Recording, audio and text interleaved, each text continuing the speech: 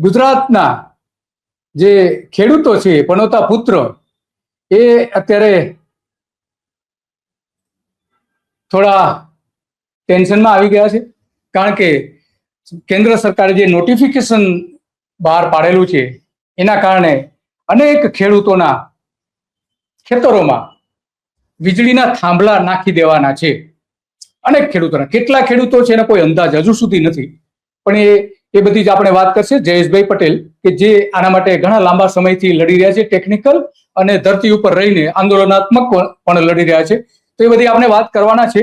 પરંતુ મૂળ આ મુદ્દો એ છે કે આપણે કચ્છમાં સૌર ઉર્જા એટલે કે સૂર્ય ઉર્જા જે પેદા કરવામાં આવી રહી છે, ત્યાં વીજળી જે પેદા કરવામાં આવી રહી છે એ, અને પવન ઉર્જા કચ્છ, જામનગર, દ્વારકા, મોરબી, આ જે દરિયાકાંઠાના, ખાસ કરીને દરિયાકાંઠાના જે વિસ્તારો છે અને પાકિસ્તાનના સરહદ ઉપરના વિસ્તારો જે છે, ત્યાંથી અત્યારે વીજળી મેળવવાનું શરૂ થઈ ગયું છે. સૌર ઉર્જા અને પવન ઉર્જા બંને વીજળી તો પેદા શરૂ થઈ ગઈ છે, પણ હવે મોટા પ્રમાણમાં, કારણ કે વિશ્વનો સૌથી મોટો પ્રોજેક્ટ માનવામાં આવી રહ્યા છે આ ગુજરાતમાં જે થઈ રહ્યા છે, એમાંથી જે વીજળી પેદા થવાની છે એ વીજળી કચ્છ અને બધા થઈને લગભગ અત્યારે તો એવું અનુમાન છે કે લગભગ 14 જેટલા જિલ્લાઓમાંથી પસાર થવાની છે. અને એ 14 જિલ્લાના ગામડાઓ જે છે, ખેતરો જે છે, શહેરો જે છે, ત્યાંથી આ થાંભલાઓ પસાર થવાના છે. અને ક્યાંથી થવાના છે, માત્ર ગામના નામ જાહેર કરેલા છે, પણ ખરેખર કઈ જગ્યાએ નાખવામાં આવશે, કોના ખેતરમાં નાખવામાં આવશે, એના હજુ સુધી કોઈ નોટિફિકેશન ઇસ્યુ કરવામાં આવ્યા નથી. અને એટલા માટે ખેડૂતો મૂંઝવણમાં મુકાઈ ગયા છે. 1લી તારીખે કેન્દ્ર સરકારે આની સત્તાવાર રીતે જાહેરાત કરી છે. એની પહેલા તો જો કે ઘણા બધા વિસ્તારોમાં નાખી પણ દેવાયા છે. આ જાહેરનામું બહાર પાડે એ પહેલા પણ, અને કચ્છમાં પણ આ પ્રકારનું જાહેરનામું બહાર પાડવામાં આવ્યું હતું, જામનગરમાં પણ પાડવામાં આવ્યું હતું, હવે અલગ અલગ બધા વિસ્તારોમાં પણ પાડ્યું. તો આપણી પાસે જયેશભાઈ આપણી સાથે જોડાઈ ગયા છે. જયેશભાઈ, તમારું સ્વાગત છે ધ ગુજરાત રિપોર્ટમાં. જી તો જયેશભાઈ, હા, નમસ્તે જયેશભાઈ. તમે બધા ખેડૂતોને સાથે મળીને જે લડી રહ્યા છો વીજળીના પ્રશ્ને, તમે કચ્છમાં પણ જે એવા વલસાડ અને એ બધા વિસ્તારોમાં પણ ઘણા તમે લાંબા સમયથી લડી રહ્યા છો, અને ત્યાંના ખેડૂતોને એક વીજ પોલ દીઠ કેટલું વળતર મળવું જોઈએ એ અંગેના તમે લડતમાં તમે સફળ પણ થયા છો. તો અત્યારે જે આ ચાલી રહ્યું છે, આ સરકાર, કેન્દ્ર સરકાર જે નોટિફિકેશન ઉપર નોટિફિકેશન જાહેર કરી રહી છે, તો એ આખો પ્રશ્ન શું છે એ દર્શકોને સમજાવશો? કેટલા ગામડાને અસર થશે, કેટલા ખેડૂતોને અસર થશે, કેટલી વીજ લાઈન પસાર થશે, કેટલા વોટની વીજ લાઈન પસાર થશે, અને એના કારણે ખેડૂતોને શું અસર થવાની છે, એને કયા પ્રકારના હક્કો ગુમાવવા પડશે, તો એની બધી વાત કરશો તમે?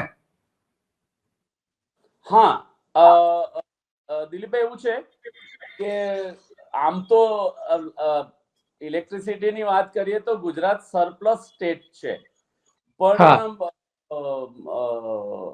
આખા દેશની અંદર કન્વેન્શનલ એનર્જી એટલે વિન્ડ અને સોલાર થી જે જનરેશન થાય છે એ ખાનગી કંપનીઓને કોન્ટ્રાક્ટ આપવામાં આવ્યો છે, અને ખાનગી કંપનીઓએ લાયસન્સ લીધા છે. આ દેશમાં 2003માં ઇલેક્ટ્રિસિટી જે એક્ટ લાવવામાં આવ્યો અને ખાનગી કંપનીઓને જનરેશન અને ટ્રાન્સમિશન માટે લાયસન્સ આપવાની શરૂઆત થઈ.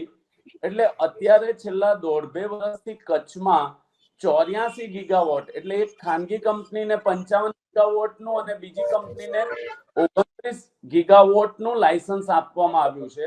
હવે ગુજરાત તો આમ તો દિલીપભાઈ સરપ્લસ સ્ટેટ છે, એટલે ગુજરાતમાંથી આ બધી લાઈનો રાજસ્થાન, મધ્યપ્રદેશ, મહારાષ્ટ્રની અંદર લઈ જઈ રહ્યા છે. એટલે અત્યારે જે આપ જે જાહેરનામાની વાત કરો છો એ નવા 4 જાહેરનામા થયા છે.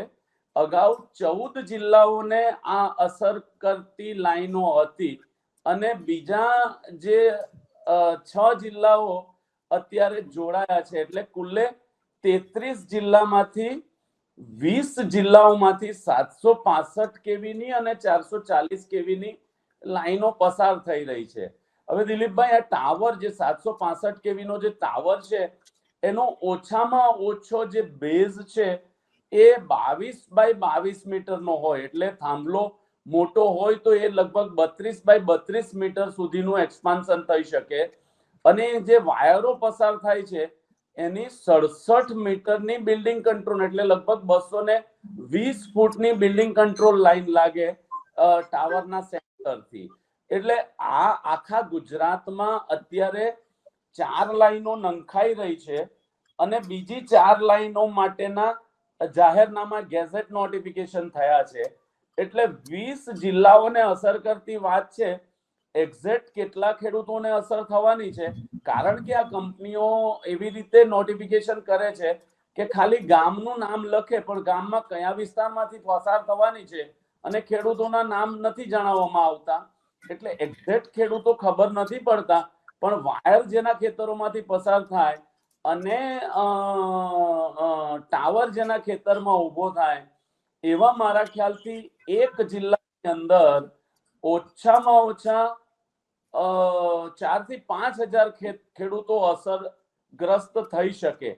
એટલે મારું એવું માનવું છે કે 1 થી 1.5 લાખ ખેડૂતોને અસર કરતી વાત છે આ, અને 20 જિલ્લાઓના ખેડૂતોને અસર કરતી વાત છે.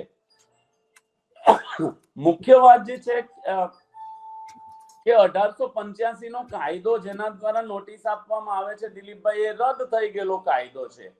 2003 નો ઇલેક્ટ્રિસિટી એક્ટ અને 2023 નો ટેલિકોમ્યુનિકેશન એક્ટ, આ બે ના સંદર્ભ ટાંકવામાં આવે છે, પણ નોટિસ રદ થઈ ગયેલા કાયદા દ્વારા 1885 ના કાયદા દ્વારા આપવામાં આવે છે, જે અંગ્રેજોએ ટેલિફોનના થાંભલા ઉભા કરવા માટે જે કાયદો બનાવેલો હતો.